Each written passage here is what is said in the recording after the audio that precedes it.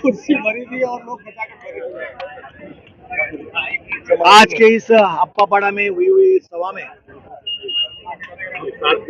आज जिस तरह से बहुत बड़ी भीड़ थी, उसका कारण है कि लोग महाविकास आघाड़ी के ऊपर प्यार करते हैं और उनके प्यार के नाते ये सारा रास्ता पूरा भरा हुआ था।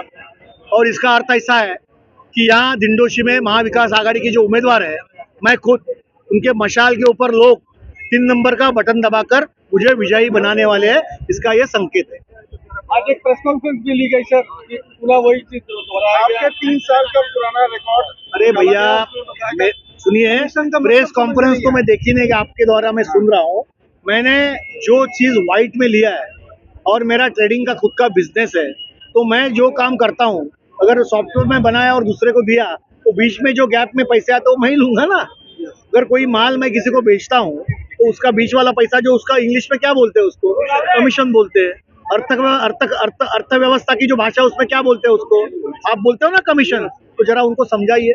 और इसीलिए तो मैं मेरे बैलेंस शीट में बताया, काला धंधा अगर मेरा होता तो बैलेंस शीट में मैं बताता। तो जैसे जैसे चुनाव नजदीक आ रहे हैं, समाज सेवक जो है, काफी समाज सेवक आपसे जुड़ रहे हैं। देखिए, आज सुनील शर्मा जी इसीलिए आए कि उनके मन में इतना दुख है कि उनकी माताजी गुजरने के बाद जब वो मुंबई आए और माताजी के स्मरण में दक्ष फाउंडेशन की ओर से उन्होंने कार्यक्रम रखा था, उनको लगा कि चुनाव के दौरान ये कार्यक्रम रखा है। उनके कार्यक्रम में सारे राजकीय पार्टियों को बुलाया था, लेकिन इन्होंने इस संजय निरुपम जी के कार्यकर्ता ने कंप्लेंट मारकर वहां पर दक्ष पथक भेजा।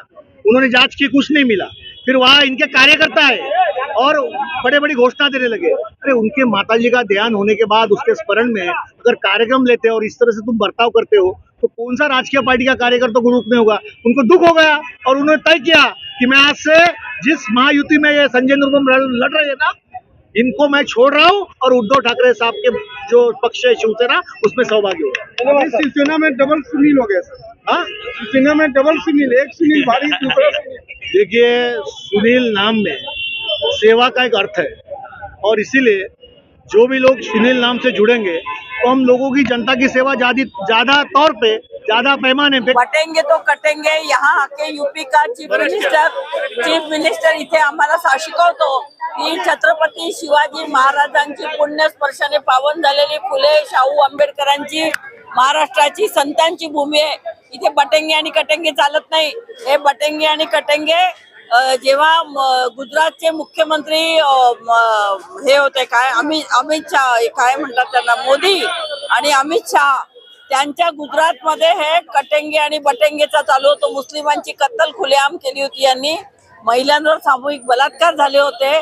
तर ह्या लोकांनी आम्हाला शिकवू नये आणि आमचं एकच म्हणणं आहे की पहिल्यांदा गुजरातमध्ये महात्मा गांधीजी, सरदार वल्लभभाई पटेल यांनी देशाला स्वतंत्र मिळवून दिलं आणि आज हे गुजरातचे 2 दलाल आहेत, हे इथे बटेंगे आणि कटेंगेचे नारे देत आहेत। पण महाराष्ट्राच्या संतांच्या भूमीमध्ये ते चालणार नाही। आम्हाला यूपीच्या प्राईम मिनिस्टरने इथे, यूपीच्या सीएमने इथे येऊन शिकवण्याची गरज नाहीये। आमच्या पुण्यभूमीमध्ये आम्ही प्रेमाचा संदेश जो राहुल गांधीजींनी दिलाय की प्रेमाने राहा, एकमेकांवर प्रेम करा, आणि तो संदेश पाळणारे लोक आम्ही आहोत।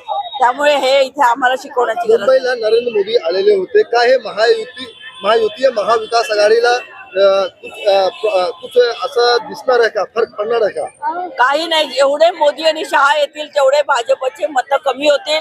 आणि यावेळेस त्याच्यामध्ये योगी आलेत, योगीमुळे तर भगवा वस्त्र घालायचे आणि बटेंगे आणि कटेंगेची भाषा।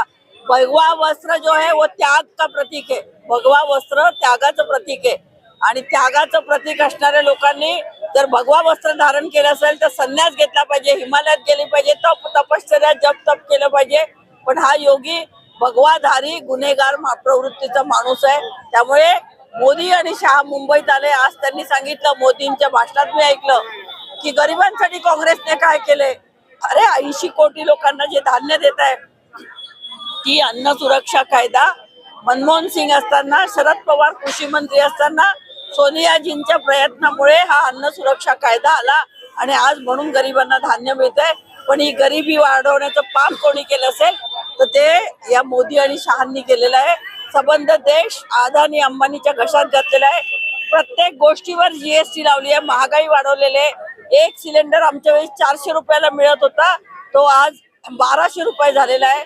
म्हणजे एका महिलेकडनं त्यांनी 800 रुपये जास्ती काढले, महिन्याला 9,600 रुपये आणि 5 वर्षात 48,000 रुपये जास्ती घेतले आणि निवडणूक आल्यावर लाडली बहिणा करत 1,500 रुपये जास्ती दिले। आम्हाला मूर्ख समजवू नका। आमच्या सरकारने पंचसूत्री केली आहे, त्याच्यामध्ये महिलांना 3,000 रुपये, बेरोजगार युवकांना 4,000 रुपये, शेतकऱ्याला 3 लाख रुपये हे आणि आरोग्य विमा 25 लाखाचा दिलेला आहे आणि महिलांना बस प्रवास फुकट दिलेला आहे। अगला मुख्यमंत्री कोण आहे? अगला मुख्यमंत्री कोण असेल तो आमच्या महाविकास आघाडीचे सरकार एकत्र आमचे नेते बसून ठरवतील। जो असेल तो महाराष्ट्राला मान्य असेल। सुनील प्रभू जे आज प्रचार प्रसार जाहीर सभामध्ये तुम्ही उपस्थित झाले, काय बोलू? नाही, मला असं वाटतं की इथला जो वन विभागाचा प्रश्न आहे तो सोडवणं हे महत्वाचं आहे। सुनील प्रभूंनी ते आश्वासन दिले मीटिंग मध्ये की वन विभागाचा प्रश्न, गरिबांना घरं देण्याचा प्रश्न हा आम्ही सोडवू, तर सुनील प्रभू आणि मी मिळून नक्कीच हा प्रश्न। सुनील प्रभु जी के साथ पहली बात तो मैं बता दूं कि मेरा बहुत पुराने संबंध है, ये मेरे आदर्श हैं। इनकी एक बात मैं बताऊं, जो कुछ पैसे दे के लोगों से जो बुलवाए जा रहे हैं कि इनके यहाँ रोज जाके अगर ऑफिस पे जाओ तो कल आओ और परसों आओ की बातें होती हैं, ये सरासर झूठ है। क्योंकि ये पहले ऐसे नेता है मेरी लाइफ में जितने लोगों से मैं मिला हूँ, ये कोई भी काम अपने पीए पे नहीं टालते हैं। इनके यहाँ जो भी जाता है फैसला ऑन द स्पॉट होता है, या तो काम होता है या तो ना होता है। ये सीधे फोन लगाते हैं और काम होने वाले को काम कर देते हैं और ना होने वाले को ना कर देते हैं। मेरा यहाँ आने का मकसद सिर्फ ये था, मेरी माँ का निधन 27 अक्टूबर को हुआ। मैंने बीजेपी के साथ रहते हुए बीजेपी के मंच से 25,000 बच्चियों को पढ़ाने का जिम्मेदारी लिया। 25,000 बच्चियों को बैग्स, नोटबुक्स और स्कूल में लगने वाली फीस जितनी जरूरत थी सब दिया। उसके बावजूद अगर मेरे ही प्रोग्राम में बच्चियों को बांटे जाने वाले बुक को, बैग को अगर इलेक्शन अधिकारी आके संजय निरुपम जी के बोलने पे चेक कर रहे हैं और मेरी माँ के फोटो को भी हटाने की बात कर रहे हैं, और अगर ये इतना ज़्यादा अगर अपमान हो रहा है तो उस पार्टी में या उसमें मेरा भावनात्मक होना एक तरह से मूर्खता है। इसलिए मैं पहले से ही इनसे बहुत दिल से जुड़ा हुआ हूँ, आत्मा से जुड़ा हुआ हूँ, वैचारिकता से भी जुड़ा हुआ हूँ। इसलिए मैंने उसी दिन ये तय किया कि जहाँ मेरी माँ के निधन के बाद भी मेरी भावना का कदर नहीं किया गया, उस पार्टी में रहना और उस पार्टी करूँगा। अगर किसी भी कंपनी में एक एम्प्लॉय इंटरव्यू देने के लिए जाता है तो एम्प्लॉयर देखता है कि उसके पास कितनी मल्टीपल डिग्रियां हैं। अगर किसी के पास 4 डिग्री है और किसी के पास 1 डिग्री है तो एम्प्लॉयर हमेशा 4 डिग्री वाले को नौकरी देता है। उसी तरह से जनता से भी मैं रिक्वेस्ट करूंगा कि संजय निरुपम जी को डिंडोसी की कोई गली पता नहीं है। वो भले बोले कि गटर नहीं है, पानी नहीं है, ये नहीं है, सब सुनी सुनाई बातें हैं, कुछ पता प्रैक्टिकली नहीं है। हमारे सुनील प्रभु साहब जी जो है वो नगर सेवक रह चुके हैं, प्रभाग समिति अध्यक्ष रह चुके हैं, महापौर रह चुके हैं और 2 बार एमएलए रह चुके हैं। और मैं आज ही बोल देता हूं, आप इसे लिख लीजिए कि इस बार भी सुनील प्रभु जी हैट्रिक लगाएंगे। महायुति के नेताओं को गाली देकर उन्होंने टिकट हासिल किया है, अब यहाँ पर आकर किस तरह का उनका बर्ताव रहेगा? देखिए, उनका सबसे बड़ा तो आप लोगों को खुद ही मालूम है। वो बोलते हैं श्रीकांत शिंदे जी को अपने माथे पे लिखना चाहिए कि मेरा बाप गद्दार है, तो अब तुमको खुद लिखना चाहिए कि मैं सबसे बड़ा गद्दार हूँ, क्योंकि आप उसी गद्दार के नायक हो। तो अगर आप जब उसी में आ गए तो आप तो खुद गद्दार हो।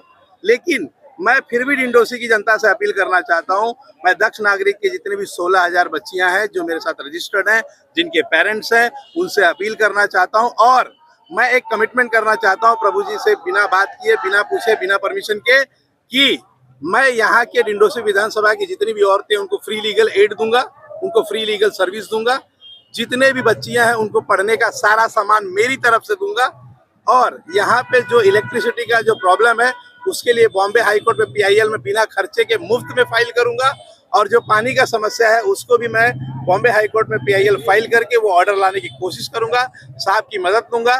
ठीक इसी तरह से बीजेपी में रहते हुए मैंने इंदिरा नगर दहीसर वालों के लिए भी बॉम्बे हाई कोर्ट में PIL फाइल करके उनके लिए ऑर्डर लाया है। अन्य उत्तर भारतीय भवन बनाने की बात की जा रही है। सुनील जी ने दावा किया है कि जब हम आएंगे तो बनाएंगे, लेकिन उनका ऐसा कहना है कि 10 साल और है तो उन्होंने क्यों नहीं किया। मैं बताता हूँ आपको, उत्तर भारतीय भवन के बारे में मैंने ही अगले कार्यक्रम में एक आम नागरिक के, जब मैं जुड़ा नहीं था तब मैंने पूछा था, और उन्होंने जिस दिन बोला कि मैं उत्तर भारतीय भवन बना के दूंगा यहाँ पे, मैं हमारे पूरे समाज में ऐसा है कि यह बात इन्होंने ही कहा। आज तक यहाँ के जितने भी सांसद रहे, इसके पहले के जो मुख्यमंत्री रहे, वो भी नहीं सोचे हैं। प्रभु साहब ने हमसे वादा किया है और मुझे पता है अब तक इन्होंने जो वादा किया है वो पूरा किया और होगा। एक आखिरी सवाल, मैं आपको सबसे पहले बताऊं, इनके पास प्रचार प्रसार करने के लिए भी लोकल लोग नहीं है। आप देख लीजिए, इनकी पूरी टीम बीजेपी और शिंदे गढ़ के आप नेताओं को ढूंढ लीजिए, इनके लोकल लोगों को ढूंढ लीजिए, कोई नहीं है। ये बाहर से, वर्ली से, सांतराकुछ से इंपोर्ट करके, वर्सोवा से इंपोर्ट करके ला रहे हैं। उनको क्या समझेगा 10 दिन में कि दिंडोशी की गलियां क्या है?